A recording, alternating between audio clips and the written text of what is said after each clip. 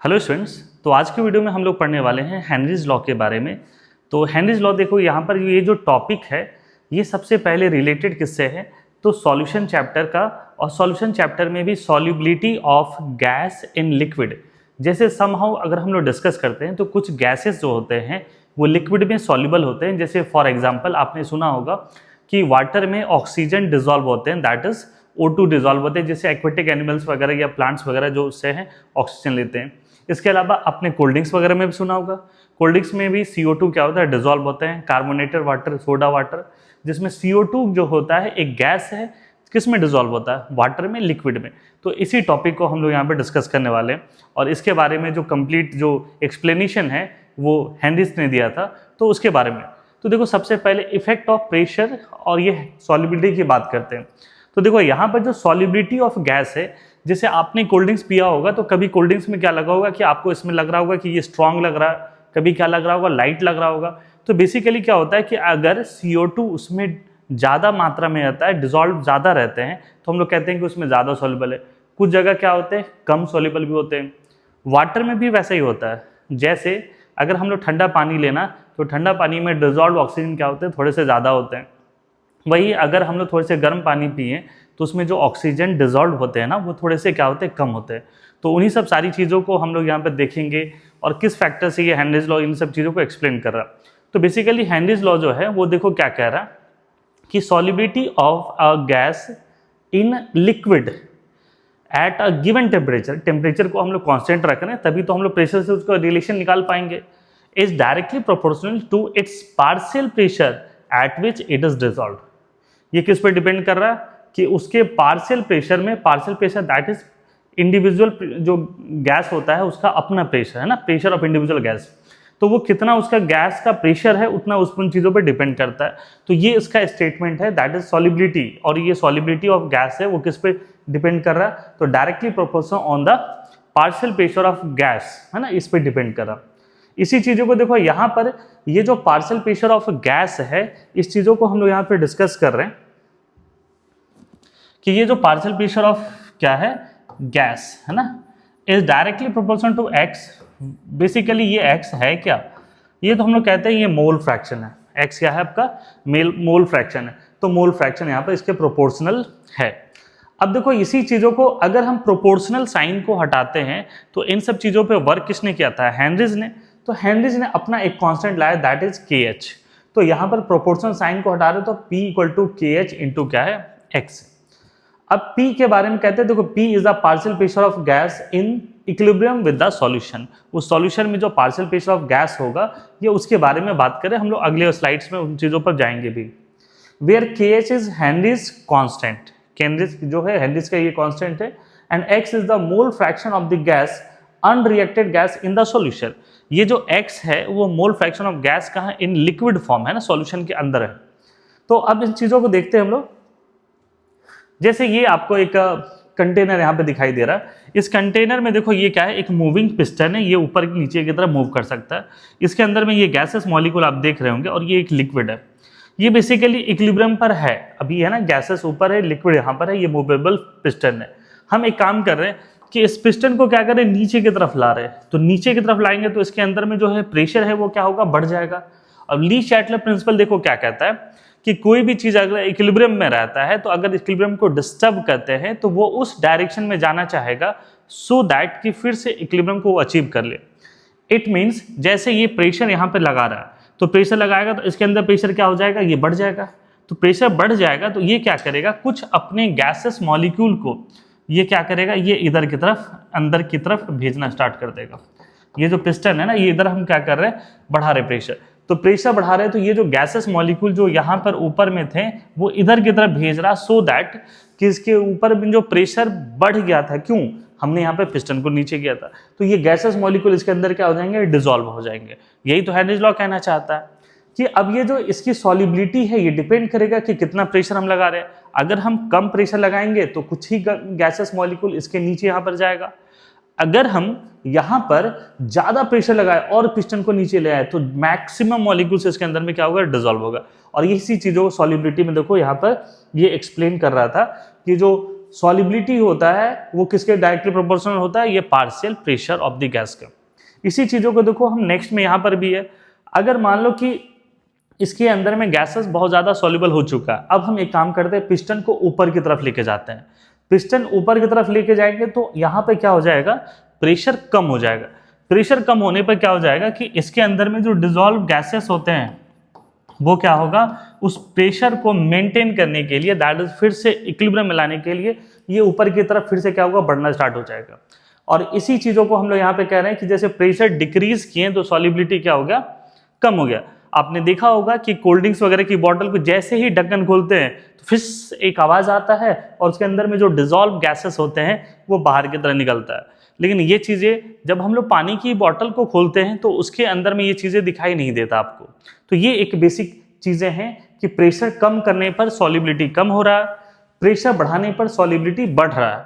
तो इसी चीज़ों को हेनरीज लॉ ये एक्सप्लेन कर रहा था। अब देखो यहाँ पर जो हेनरीज लॉ कांस्टेंट है वो KH के बारे में हम लोग यहाँ पर डिस्कस करने वाले हैं कि ये जो KH है वो किन चीज़ों पर डिपेंड करता है। तो देखो सबसे पहला हम लोग क्या देख रहे थे कि जो P है वो किसके बराबर है, KH और ये मोल फ्रैक्शन। तो देखो मोल फ्रैक्शन का तो अपना कोई यूनिट नहीं होता, यूनिटलेस होता है। तो ये जो KH का जो यूनिट होगा वो किसके बराबर होगा, प्रेशर का होगा। That is same as the unit of pressure. अगर टॉर है तो टॉर में होगा, बार है तो बार है, ATM है तो ATM है। तो जो प्रेशर का यूनिट होगा वही किसका यूनिट हो जाएगा, KH का हो जाएगा। ठीक है, नेक्स्ट पॉइंट देखो यहाँ पे क्या कह रहे हैं कि different gases have different KH। It means KH is highly specific in nature. मतलब अगर O2 की बात करें तो O2 की वैल्यू अलग होगा, मीथेन की वैल्यू अलग होगा, N2 की वैल्यू अलग होगा, हीलियम की वैल्यू अलग होंगे। इन सब की वैल्यू जो होंगे वो अलग अलग होंगे। That is the value of KH is different for the different gases.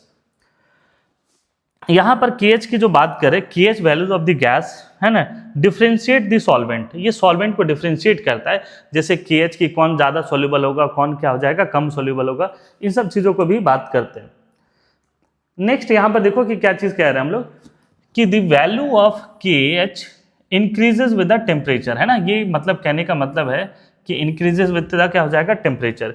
इस चीज़ों को देखो समझो क्या होता है कि अगर हम कहें कि टेम्परेचर को बढ़ाते हैं तो टेम्परेचर अगर जैसे ही बढ़ाएं, जैसे कोल्ड ड्रिंक्स की बोतल है उसको आप धूप में जाकर रख दो तो टेम्परेचर बढ़ेगा। तो टेम्परेचर बढ़ेगा तो उसके अंदर में जो डिसॉल्व CO2 हैं वो क्या हो जाएंगे, कम हो जाएंगे।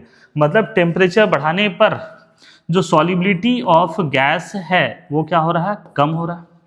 सिमिलरली यहाँ पर क्या है कि आप एक चीज देखोगे कि जो KH की अगर हम लोग वैल्यू लिखते हैं तो KH इज इक्वल टू क्या है, P बाय मोल फ्रैक्शन। मतलब मोल फ्रैक्शन क्या है, इनवर्सली प्रोपोर्शनल है। तो मोल फ्रैक्शन की अगर वैल्यू यहाँ पे हम कम करें तो KH की वैल्यू भी क्या हो जाएगी, बढ़ जाएगी। मतलब सॉलिबिलिटी और KH में कैसा रिलेशन है, इनवर्सली है। तो यहाँ पर एक चीज देखो कि solubility of gas that is mole fraction is inversely proportional to क्या है, टेम्परेचर।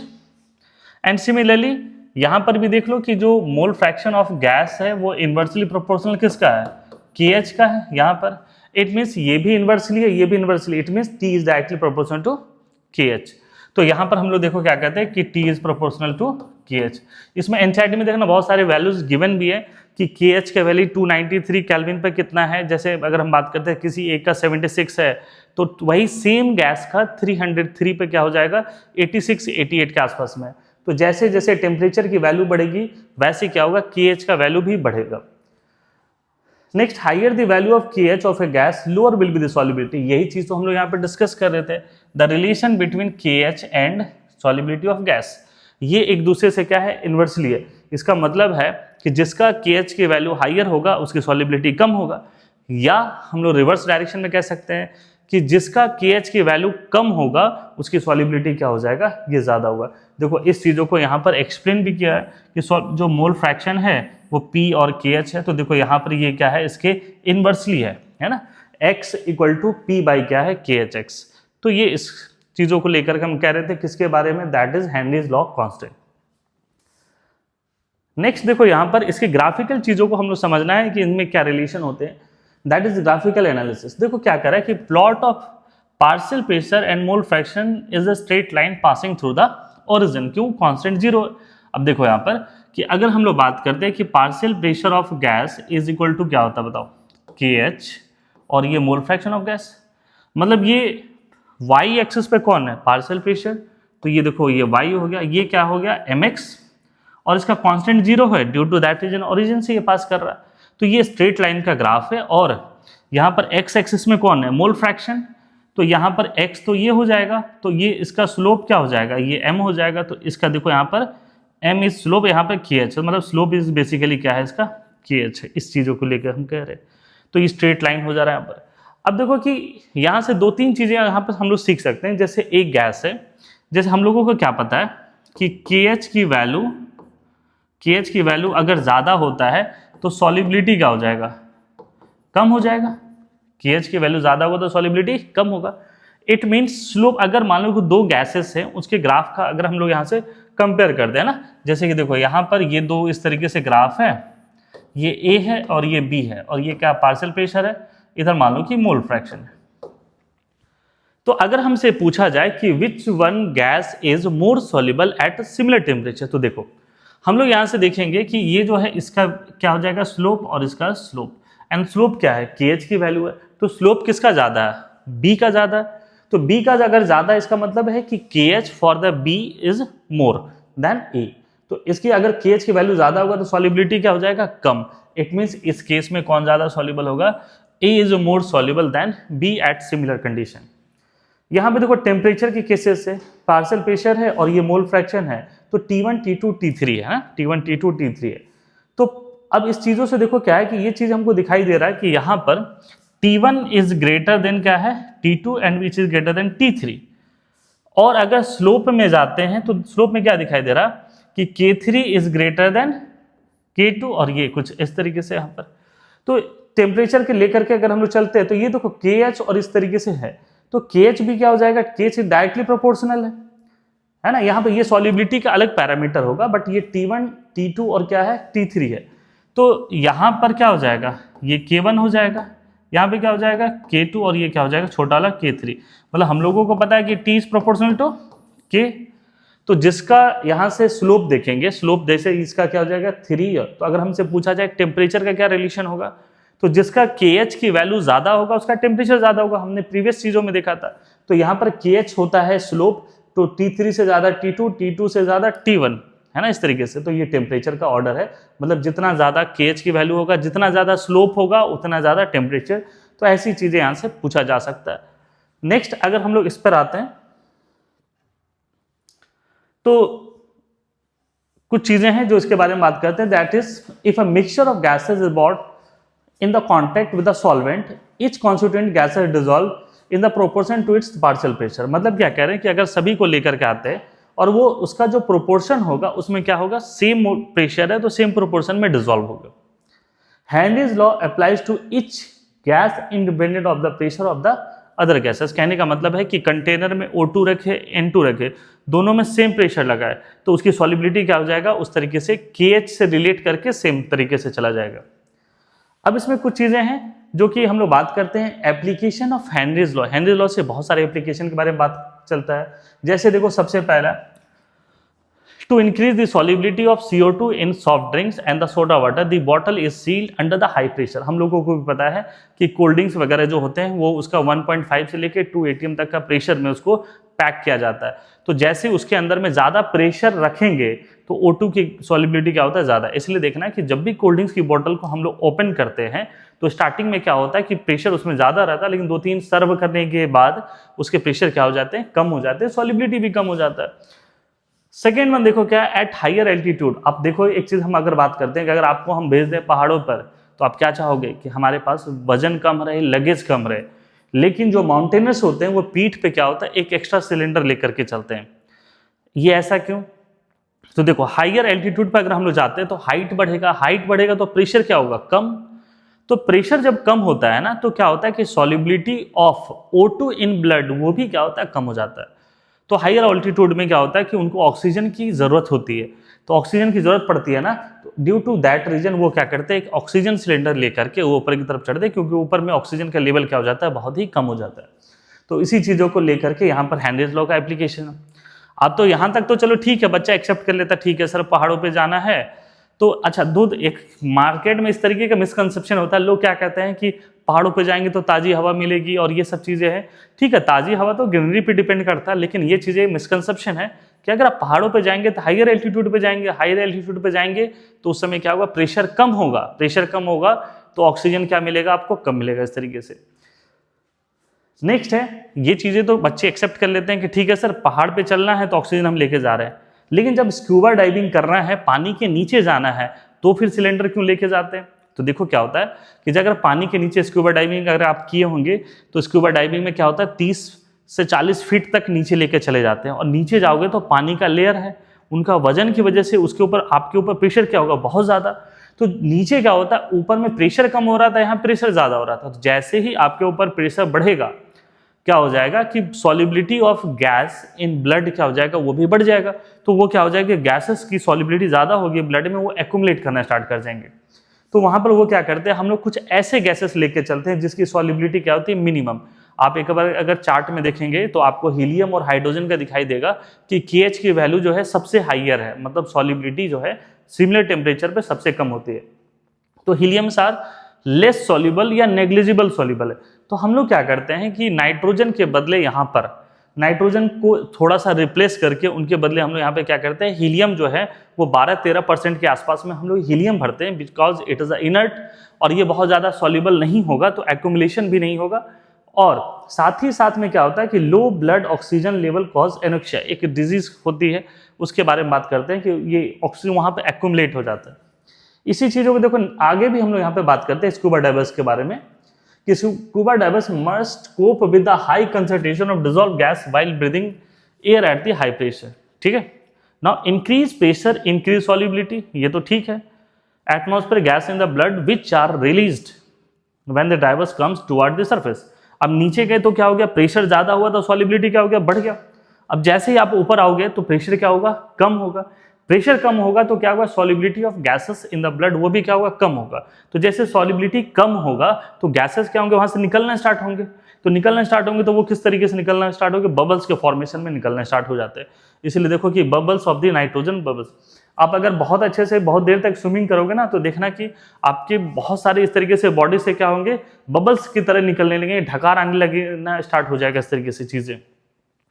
इसी चीजों को देखो क्या कि बबल्स जो होते हैं ना, जो निकलता है वो क्या करता है, block the capillaries and the creates a medical condition known as bends. वो क्या होता है कि अगर मान लो बबल्स कहीं निकला तो कहीं जाके एक्यूमुलेट कर दिया, तो वो क्या करता है वहां पे जाकर के थोड़ी से बेंड्स के फॉर्मेशन करता है। ये मेडिकल हम लोग इस तरीके से कहते हैं, that is painful and dangerous to the life. आपने कभी कभी सुना होगा कि यहाँ पर ये हो गया, क्रैम्प हो गया, तो नाइट्रोजन गैस वहां पे एक्यूमुलेट हो गया, तो कुछ इस तरीके की चीजें फॉर्मेशन होता है।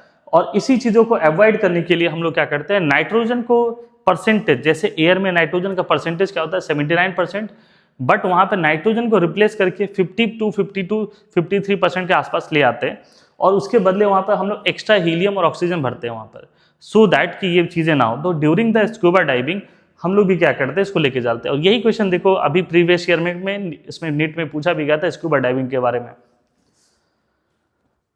तो अब कुछ है जो कुछ लिमिटेशन हम बात करते हैं। हेनरीज लॉ एप्लीकेबल है, ठीक है सर, क्या हर वक्त एप्लीकेबल है? नहीं, कुछ कंडीशन के साथ एप्लीकेबल है, क्योंकि हमेशा सेम प्रोपोर्शन में बढ़े ये जरूरी नहीं है। दैट इज पहला लिमिटेशन क्या है, Henry's law is valid only under the following condition.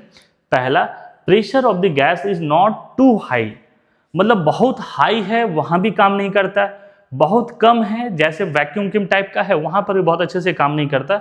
Basically ये वहां पे काम करता है जब मॉडरेट प्रेशर की बात करते हैं।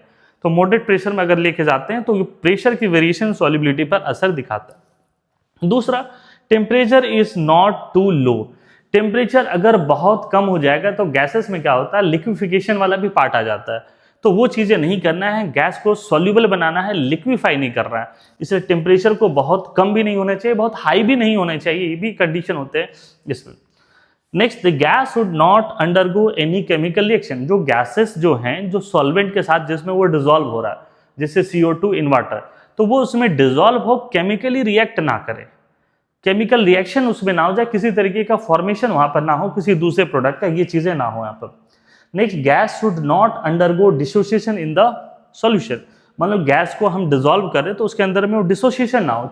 जैसे बहुत सारे गैसेस हैं, आपने पढ़ा होगा कि जैसे PCl5 है, तो PCl5 है ये डिसोसिएट किस में करता है, PCl3 और Cl2 में। अगर हम यहाँ पर क्या ले ले, N2O4 ले ले, तो ये भी डिसोसिएट किस में करता है बताओ, 2NO2 में। उसी तरीके से हम और भी एग्जांपल लें तो देखो, अगर NH3 ले, गैस ले अमोनिया, तो ये भी किस में डिसोसिएट करता है, N2 और 3H2 में। तो कहने का मतलब है कि किसी प्रकार का डिसोसिएशन जो है वो नहीं होना चाहिए इस प्रकार के गैसेस मॉलिक्यूल में। तो यही चीज़ें हैं जो हैंडल्स लॉ में हम लोगों ने पढ़ते हैं। तो बेसिकली जो थ्योरेटिकल पोर्शन है वो चीज़ें हम लोग यहाँ पे कर लिए। इसके न्यूमेरिकल्स बहुत आसान होते हैं, क्योंकि इससे आसान फॉर्मूला P = KH और ये X that is mole fraction of gas, ये पार्शियल प्रेशर ऑफ गैस। इससे इजी फॉर्मूला पूरे इंटायर केमिस्ट्री में 11th-12th में आपको नहीं मिलेगा, इतना छोटा सा फॉर्मूला है। तो इससे न्यूमेरिकल्स करना होगा। तो बेसिकली आज का जो वीडियो है वो हैंड्रिज लॉ को समझाने के लिए हम लोग